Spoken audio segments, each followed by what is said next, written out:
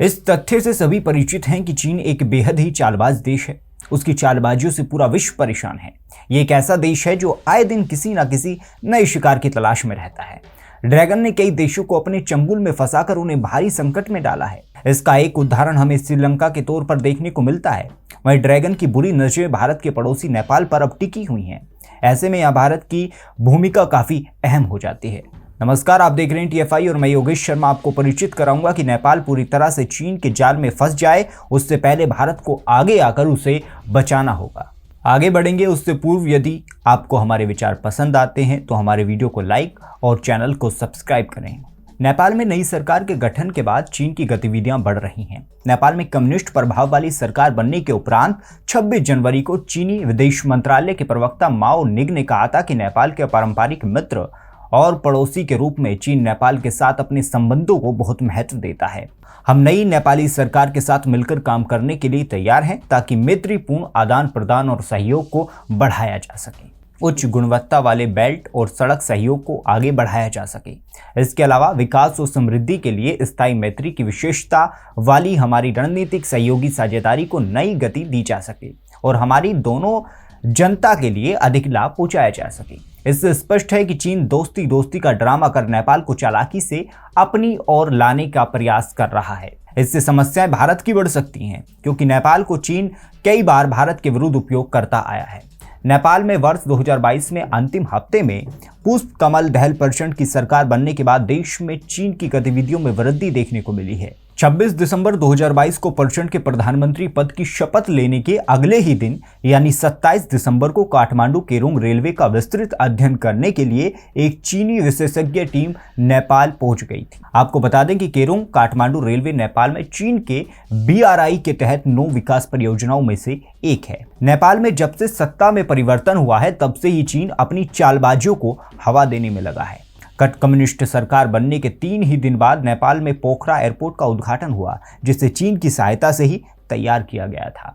उद्घाटन के कुछ दिनों के भीतर ही इस एयरपोर्ट पर दर्दनाक हादसा भी हो गया था। इस दौरान प्लेन में सवार सभी 72 लोगों की मृत्यु हो गई थी। विमान हादसे को लेकर प्रश्न उठे थे कि क्या जल्दबाजी में अधूरे पोखरा एयरपोर्ट का उद्घाटन किया गया था। देखा जाए तो इसके अतिरिक्त भी चीन नेपाल में अपने कई और प्रोजेक्ट पर तेजी से काम कर रहा है। चीन का नेपाल में बढ़ता दबदबा किसी बड़ी चिंता से कम नहीं है। चीन का नेपाल पर प्रभाव भी स्पष्ट तौर पर दिखने लगा है। नेपाल के PM प्रचंड की सरकार आने के बाद ओली के नक्शे कदम पर चलते हुए एक कॉमन मिनिमम प्रोग्राम जारी किया गया था, जिसमें उन्होंने भारतीय क्षेत्रों लिम्पियाधुरा, कालापानी और लिपुलेख इलाके को वापस लेने का प्रण लिया था।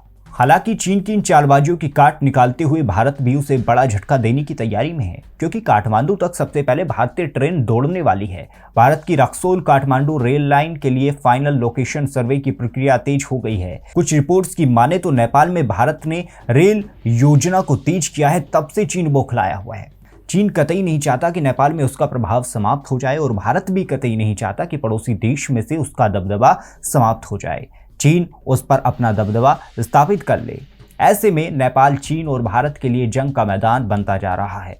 भारत और नेपाल के बीच पुराने संबंध है। भारत नेपाल को आवश्यक वस्तुओं का सबसे बड़ा आपूर्तिकर्ता रहा है और बड़ी संख्या में नेपाली नागरिक भारत में आजीविका कमाने के लिए यहाँ आते हैं।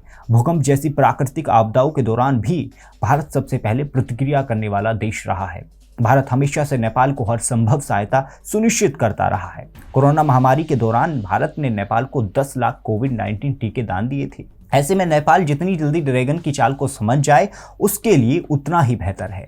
श्रीलंका उसके लिए एक उत्कृष्ट उदाहरण है कि कैसे चीन ने अपने मक्कर जाल में फंसाकर उसे कहीं का नहीं छोड़ा।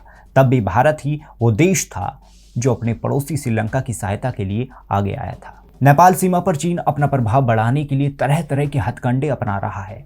नेपाल के अंदर भारत के सीमावर्ती इलाकों में बौद्ध धर्म का प्रचार, रेडियो के माध्यम से एजेंडा सेट करना, चीनी भाषा का प्रशिक्षण आदि अलग अलग गतिविधियों से चीन अपनी पैठ बनाने की मुहिम में जुटा है। कई जगहों पर चीन के द्वारा नेपाल की जमीन हड़पने की भी बात सामने आई है। इस तरह की भी जानकारी सामने आई है कि नेपाल के कई जिलों में चीन द्वारा अपना वर्चस्व बढ़ाकर भारत विरोधी गतिविधियों के लिए जमीन तैयार करने में लगा है। चीन नेपाल के शैक्षणिक संस्थानों, मीडिया, सोशल सेक्टर के साथ साथ पर्यटन के क्षेत्र में भी अपना प्रभाव बढ़ाने में लगा है। नेपाल और चीन की सेनाओं के बीच लंबे समय से सीमा पर तनातनी बनी हुई है और वो कभी भी नेपाल की सहायता कर भारत के विरुद्ध नापाक मंसूबों को अंजाम दे सकता है। चीन नेपाल के बढ़ते संबंध भारत की आंतरिक सुरक्षा के लिए खतरनाक साबित हो सकते हैं। इससे ड्रग्स, अवैध हथियारों की आवाजाही बढ़ने के खतरे हैं। चीन के बढ़ते प्रभाव के कारण भारत नेपाल में अपनी पैठ खो सकता है। साथ ही चीन अरुणाचल प्रदेश व सिक्किम में अपनी सक्रियता बढ़ा सकता है। भारत नेपाल के संबंध न केवल सांस्कृतिक रूप से मजबूत हैं, बल्कि भौगोलिक कारण भी इन संबंधों को मजबूती प्रदान करते हैं। लेकिन फिर भी इस बात पर भारत को विशेष ध्यान देने की आवश्यकता है कि कहीं नेपाल किसी अन्य देश के साथ मिलकर हमारे लिए परेशानी का सबब न बन जाए। इसलिए तत्काल कूटनीतिक स्तर पर प्रभावशाली निर्णय लेने की आवश्यकता है। भारत के दो पड़ोसी देश श्रीलंका और पाकिस्तान चीन के इस जाल के भुक्तभोगी हैं। ऐसे में इससे पहले कि ड्रैगन नेपाल को अपना शिकार बनाए और उसका उपयोग अन्य को परेशान करने के लिए करे, उससे पहले भारत को आगे आकर नेपाल में चीन को चुनौती देना आवश्यक है।